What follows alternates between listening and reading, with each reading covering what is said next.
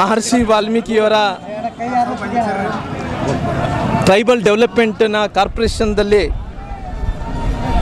ಏನು ಕರ್ನಾಟಕ ರಾಜ್ಯದ ಮಹರ್ಷಿ ವಾಲ್ಮೀಕಿಯವರ ಪಂಗಡಗಳ ಅಭಿವೃದ್ಧಿ ನಿಗಮದಲ್ಲಿ ಇಂಡಿಯನ್ ಕಂಪನಿ ಆ್ಯಕ್ಟ್ ಪ್ರಕಾರ 1956ರಲ್ಲಿ ಏನು ಅಡಿಯಲ್ಲಿ ಕರ್ನಾಟಕದ ಪರಿಶಿಷ್ಟ ಜಾತಿ ಪರಿಶಿಷ್ಟ ಪಂಗಡಗಳ ಏನು ಭಾಗದಲ್ಲಿ ಅವರ ಬುಡಕಟ್ಟು ಸಮುದಾಯಗಳಿಗೆ ಸ್ವಂತ ಉದ್ಯೋಗವನ್ನು ಸಿಗಬೇಕು, ಅವರು ಕರಕುಶಲತೆಯನ್ನು ಬೆಳೆಸ್ಕೋಬೇಕು, ಅವರವರ ಕಸುಬುಗಳನ್ನು ಮುಂದುವರಿಸಬೇಕು ಅನ್ನೋಂಥ ಕಾರಣದಿಂದ ಈ ಸಮುದಾಯಗಳಿಗೆ ಆರ್ಥಿಕವಾಗಿ ಶಕ್ತಿ ತುಂಬಬೇಕನ್ನಂಥ ಕಾರಣದಿಂದ 1956ರಲ್ಲಿ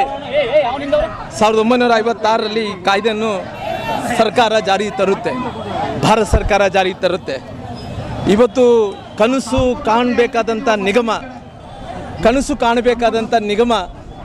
ಇವತ್ತು ಈ ದುರ್ಸ್ಥಿತಿ ಅಂದ್ರೆಗಿನ ಈ ಬುಡಕಟ್ಟು ಸಮುದಾಯಗಳ ದುರ್ಸ್ಥಿತಿಗೆ ಇವತ್ತು ಈ ಸರ್ಕಾರ ಇವತ್ತು ಎಲ್ಲ ರೀತಿಯಲ್ಲಿ ಕೂಡ ಭ್ರಷ್ಟಾಚಾರವನ್ನು ಮಾಡೋದ್ರ ಮೂಲಕ ಇವತ್ತು ಈ ಪರಿಸ್ಥಿತಿಗೆ ಬೀದಿಗೆ ಇವತ್ತು ಬಂದು ಇಳಿಯುವಂಥ ಪರಿಸ್ಥಿತಿ ಇವತ್ತು ಈ ಸರ್ಕಾರ ಮಾಡಿದೆ.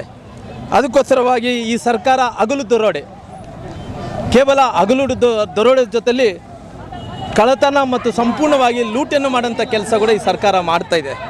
ಹಾಗಾಗಿ ಕೇವಲ ಇದೊಂದು ಭ್ರಷ್ಟಾಚಾರವಾಗಿ ಆಗಲಿಲ್ಲ, ಕೇವಲ ಭ್ರಷ್ಟಾಚಾರ ಅಲ್ಲ, ಇದೊಂದು ನಾವೆಲ್ಲರೂ ಕೂಡ ಯಾವ ರೀತಿಯಲ್ಲಿ ಒಂದು ಕಳ್ಳತನ ಮಾಡ್ತಾರೋ, ಅಂದರೆ ಭ್ರಷ್ಟಾಚಾರಕ್ಕಿಂತ ದೊಡ್ಡ ಶಬ್ದ ಅಂದ್ರೆಗಿನ ಕಳ್ಳತನ.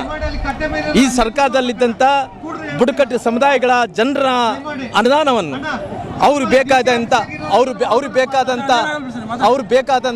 ಅವರ ಹಣವನ್ನು ಇವತ್ತು ಕಳ್ಳತನವನ್ನು ಮಾಡೋದ್ರ ಮೂಲಕ ಇವತ್ತು ಯಾವ ರೀತಿಯಲ್ಲಿ ಅಂದ್ರೆಗಿನ ಯಾರನ್ನ ಜನರು ಮನೆಯಲ್ಲಿ ರೊಕ್ಕ ಮನೆಯಲ್ಲಿ ಟ್ರೆಜರಿದಲ್ಲಿ ಇಟ್ಟಿದ್ರೆ, ಲಾಕರ್ದಲ್ಲಿ ಇಟ್ಟಿದ್ರೆ ಯಾವ ರೀತಿಯಲ್ಲಿ ಕಳ್ಳತನ ಮಾಡಿದರೋ ಇವತ್ತು ಭ್ರಷ್ಟಾಚಾರ ಅಲ್ಲಿ ಇದು ಕಳ್ಳತನ ಮಾಡೋಂಥ ಕೆಲಸ ಈ ಸರ್ಕಾರ ಮಾಡಿದೆ. ಇವತ್ತು ಕಳ್ಳತನ ಮಾಡೋದ್ರ ಜೊತೆಲಿ ಇವತ್ತು ನಾವು ಎಲ್ಲೋ ಒಂದು ಕಡೆ ಭಾರತೀಯ ಜನತಾ ಪಾರ್ಟಿ ಧೈರ್ಯದಿಂದ ಮಾತಾಡಿರೋ ಕಾರಣ ನಮ್ಮ ಸೋಮಲಿಂಗಪ್ಪನವರು, ಶಾಸಕರಾದಂಥ ಸನ್ಮಾನ್ಯ ನಮ್ಮ ಸತೀಶ್ ಅವರು, ಸೋಮಶೇಖರ್ ರೆಡ್ಡಿ ಅವರು, ನಮ್ಮ ಅಧ್ಯಕ್ಷರು ಎಲ್ಲರೂ ಕೂಡ ಗಟ್ಟಿಯಾಗಿ ಮಾತಾಡಿರೋ ಕಾರಣ ಅವರು ಒಳ್ಳೆ ಮನಸ್ಸಿಂದ ಅವರು ರಾಜೀನಾಮೆಯನ್ನು ಸ್ವೀಕಾರ ಮಾಡಿದರು. ಇಲ್ಲಿ ಒತ್ತಾಯದಿಂದ ಸ್ವೀಕಾರ ಮಾಡಿದ್ದು ನಮಗಿಂತ ಗೊತ್ತಿಲ್ಲ. ಒಟ್ಟು ನಾವು ಹೋರಾಟ ಮಾಡಿದ್ದಕ್ಕೋಸ್ಕರವಾಗಿ ಆ ಮಂತ್ರಿಗಳು, ಈ ಸ್ಥಳೀಯ ಮಂತ್ರಿಗಳಾದಂಥ ಸನ್ಮಾನ್ಯ ನಾಗೇಂದ್ರ ಅವರು ರಾಜೀನಾಮೆಯನ್ನು ಮಾಡಿದ್ದಾರೆ. ರಾಜೀನಾಮೆಯನ್ನು ಮಾಡಿದ ನಂತರ ಕೇವಲ ಇವತ್ತು ರಾಜೀನಾಮೆ ಮಾಡೋದ್ರಿಂದ ಇವರೇನನ್ನ ಅಕಸ್ಮಿತವಾಗಿ ನಮಗೆ ಅವರು ರಾಜೀನಾಮೆಯನ್ನು ಒಪ್ಪಿ ರಾಜೀನಾಮೆಯನ್ನು ಅಂಗೀಕಾರ ಮಾಡಿದರು, ಒಪ್ಪಲಾರ್ದಂತೆ ರಾಜೀನಾಮೆ ಅಂಗೀಕಾರ ಮಾಡಿದರು, ನಮಗೇನು ಗೊತ್ತಿಲ್ಲ. ಆದರೆ ಕೇವಲ ಈ ಸರ್ಕಾರದಲ್ಲಿದ್ದಂಥವ್ರು ಕೇವಲ ಯಾರು ಈ ಪಿನ್ ಪಾಯಿಂಟ್ ಅನ್ನೋಂಥದ್ದು ಕಂಡುಹಿಡಬೇಕಾಗಿದೆ, ಕಿಂಗ್ ಪಿನ್ ಅನ್ನೋಂಥವ್ರು ಯಾರನ್ನು ಕಂಡುಹಿಡಬೇಕಾಗಿದೆ. ಕೇವಲ ಇವರೆಲ್ಲರೂ ಕೂಡ ಕೇವಲ ಒಬ್ಬ ಕಳ್ಳರಿಂದನೇ ಇವತ್ತು ಈ ರೀತಿ ಕಳ್ಳತನ ಆಗಿದೆನಾ, ಎಲ್ಲರೂ ಕಳ್ಳರೆಲ್ಲ ಸೇರಿಕೊಂಡು ಈ ಕಳ್ಳತನ ಆಗಿದೆ ಅನ್ನೋಂಥದ್ದು ನೋಡಬೇಕಾಗಿದೆ. ಜೊತೆಲಿ ಯಾರು ಕಿಂಗ್ ಪಿನ್ ಅನ್ನೋಂಥದ್ದು ಕೂಡ ನಮಗೆ ಗೊತ್ತಾಗಬೇಕಾಗಿದೆ.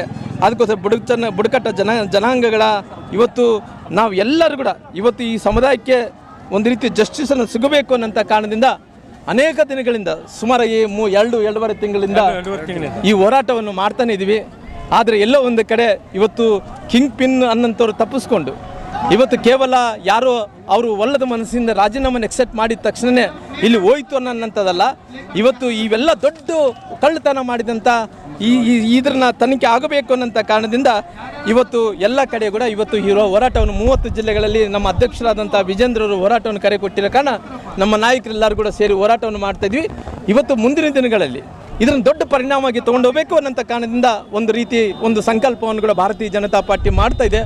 ಹಂಗಾಗಿ ಇವತ್ತು ಸಾಂಕೇತಿಕವಾಗಿ ಹೋರಾಟವನ್ನು ಕೂಡ ಮಾಡ್ತಾ ಇದ್ವಿ. ಇವತ್ತು ನಮ್ಮ ಏನು ಡಿಮ್ಯಾಂಡ್ಗಳಿದಾನೋ ಕೇವಲ ಸರ್ಕಾರ ಅಂತ CBI ಅಂತ ಒಪ್ಪಿಲ್ಲ, ಬ್ಯಾಂಕ್ ಅಂತ CBI ಕೊಟ್ಟಿದೆ, ಅದೇ ಸರ್ಕಾರ ಕೂಡ CBI ಒಪ್ಪಬೇಕು, ಸಿರಿಗೆಗೆ ಒಪ್ಪಿಸ್ಬೇಕನ್ನಂಥದ್ದು ಕೂಡ ಒತ್ತಾಯವನ್ನು ಮಾಡ್ತೀವಿ. ಜೊತೆಲಿ ಈ ಬುಡಕಟ್ಟು ಸಮುದಾಯಗಳ ಜನರ ಹಣವನ್ನು ಇವತ್ತು ಕಳ್ಳತನ ಏನು ಮಾಡಿದಾರೋ, ಏನು ಯಾವ ಕಳ್ಳ ಇದನ್ನು ಎಷ್ಟು ಮಂದಿ ಕಳ್ಳರು ಈ ಸರ್ಕಾರದಲ್ಲಿರೋದೋ ಅವೆಲ್ಲ ಕೂಡ ಬಯಲಿ ತರಬೇಕಾಗಿದೆ. ಆ ಕಳ್ಳತನ ಮಾಡಿದಂಥ ಹಣ ಇವತ್ತು ಈ ಭ್ರಷ್ಟಾಚಾರ ಅಂದ್ರೆಗಿನ ನಾವೇನೋ ಕೇಳ್ತಿದ್ದೀವಿ, ಕಳ್ಳತನ ನಾವು ಕೇಳಿಲ್ಲ.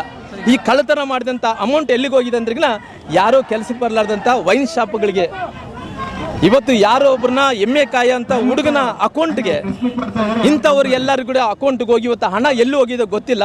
ಏನು ಅವರೇನೋ ಮಂತ್ರಿಗಳು ಹೇಳ್ತಾ ಇದ್ದಂತೆ, ಮುಖ್ಯಮಂತ್ರಿಗಳು ಹೇಳ್ತಾ ಇದ್ದಂತೆ 15 ಕೋಟಿ ವಾಪಸ್ ಬಂದಿದೆ ಅಂತೇಳಿ.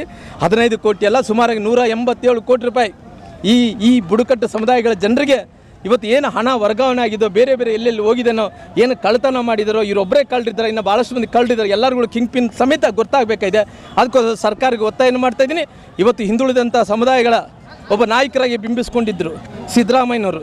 ಇವತ್ತು ಹೈಂದ ನಾಯಕರಾಗಿ ಅವರು ಹೊರಹೊಮ್ಮಿದ್ದರು. ಇವತ್ತು ಆ ನಾಯಕನ ಮೇಲೆ ಕೂಡ ಸಂಶಯನೂ ನಮ್ಮೆಲ್ಲರಿಗೂ ಕೂಡ ಬರ್ತಾ ಇರೋ ಕಾರಣ ಈ ಬುಡಕಟ್ಟು ಸಮುದಾಯಗಳ ಜನರಿಗೆ ಜಸ್ಟಿಸನ್ನು ಸಿಗಬೇಕು ಅನ್ನೋಂಥ ಕಾರಣದಿಂದ ಕಳ್ಳರನ್ನ ಎಷ್ಟು ಮಂದಿ ಕಳ್ಳರಿದ್ದಾರೆ ಇದರಲ್ಲಿ ಅನ್ನೋಂಥದ್ದು ಕಂಡುಹಿಡಿಬೇಕು. ಯಾರು ಕಿಂಗ್ ಪಿನ್ ಅನ್ನೋಂಥವ್ರು ಕೂಡ ಅವ್ರನ್ನ ನೋಡಬೇಕು. ಹಣ ಏನಿದೆಯೋ ಅದನ್ನು ವಾಪಸ್ ತರಬೇಕು. ಸರ್ಕಾರ CBIಗೆ ಕೊಡಬೇಕು ಅನ್ನೋಂಥ ಒತ್ತಾಯವನ್ನು ಕೂಡ ನಾನು ಮಾಡ್ತೇನೆ. 94 ಕೋಟಿ ರೂಪಾಯಿ ಟ್ರಾನ್ಸಾಕ್ಷನ್ ಆಗಿದೆ. ಕೇವಲ 13 ಕೋಟಿ 80 ಲಕ್ಷ, 13 ಕೋಟಿ 60 ಲಕ್ಷ ರಿಕವರ್ ಆಗಿದೆ. ಇನ್ನು 80 ಕೋಟಿ ಹಣನೇ ರಿಕವರ್ ಆಗಿಲ್ಲ. ಕೇವಲ ಸಾಂಕೇತಿಕವಾಗಿ ಒಂದಿಷ್ಟು ಜನ ಆಫೀಸರ್ಸ್ನ, ಒಂದಿಷ್ಟು ಜನ ನಾಗೇಂದ್ರ ಅವರ ಬೆಂಬಲಿಗರು ಅರೆಸ್ಟ್ ಮಾಡಿದ್ದಾರೆ. ಮೂಲ ಆರೋಪಿ ಇನ್ನೂ ಬಂಧನ ಆಗಿರಲ್ಲ. ನೋಡ್ರಿ, ಎಲ್ಲೋ ಒಂದು ಕಡೆ ಚಂದ್ರಶೇಖರ್ ಅವರು ಏನು ಅವರು ಆತ್ಮಹತ್ಯೆ ಮಾಡ್ಕೊಂಡಂಥ ಸಂದರ್ಭದಲ್ಲಿ ಅವ್ರಿಗೆಲ್ಲೋ ಒಂದು ಕಡೆ ಭಯ ಕಾಡ್ತಾ ಇದೆ. ಯಾಕಂದರೆ ಯಾವ ರೀತಿಯಲ್ಲಿ ಅಂದ್ರೆಗಿನ ಈ ರೀತಿ ಬುಡಕಟ್ಟು ಸಮುದಾಯಗಳ ಜನರು ಹಣವನ್ನು ದುರುಪಯೋಗ ಆದಂಥ ಟೈಮಲ್ಲಿ, ಇವರು ಕಳ್ತನ ಮಾಡಿದಂಥ ಟೈಮಲ್ಲಿ ಎಲ್ಲೋ ಒಂದು ಕಡೆ ಭಯ ಪ್ರಾರಂಭ ಆದಂಥ ಟೈಮಲ್ಲಿ ಅವರು ಆತ್ಮಹತ್ಯೆಯನ್ನು ಮಾಡ್ಕೊಂಡಿದ್ದಾರೆ. ಆತ್ಮಹತ್ಯೆಯನ್ನು ಮಾಡ್ಕೊಂಡ ನಂತರ ಅದು ಎಲ್ಲ ರೀತಿಯಲ್ಲೂ ಕೂಡ ಕಳ್ತನ ಮಾಡಿದ್ದಾರೆ ಅಂತೇಳಿ ಗೊತ್ತಾದ ಮೇಲೆ ಹೊರಗಡೆ ಬಂದ ನಂತರ ಇವತ್ತು ಸರ್ಕಾರ ಎಚ್ಚರಿಸಿಕೊಂಡು ಇವತ್ತೆಲ್ಲ ಒಂದು ಕಡೆ ಮಂತ್ರಿಗಳು ರಾಜೀನಾಮೆಯನ್ನು ಕೊಟ್ಟಿದೆ. ನಾನೇನು ಹೇಳ್ತೇನೆ, 15 ಕೋಟಿ ಆಗಿರಲಿ 20 ಕೋಟಿ ಆಗಿರಲಿ, ಇವತ್ತು ಒಂದೊಂದು ಪೈಸಾ ವಾಪಸ್ ಬರಬೇಕು ಈ ಸಮುದಾಯದ ಜನರಿಗೆ. ಒಂದೊಂದು ಪೈಸಾ ಇವತ್ತು ಈ ಸಮುದಾಯ ಜನರಿಗೆ ಇವತ್ತು ಅವರಿಗೆ ಜಸ್ಟಿಸ್ ಸಿಗಬೇಕು ಅನ್ನೋಂಥ ಕಾರಣದಿಂದ ಹೋರಾಟವನ್ನು ಕೂಡ ಮಾಡ್ತಾಯಿದ್ವಿ.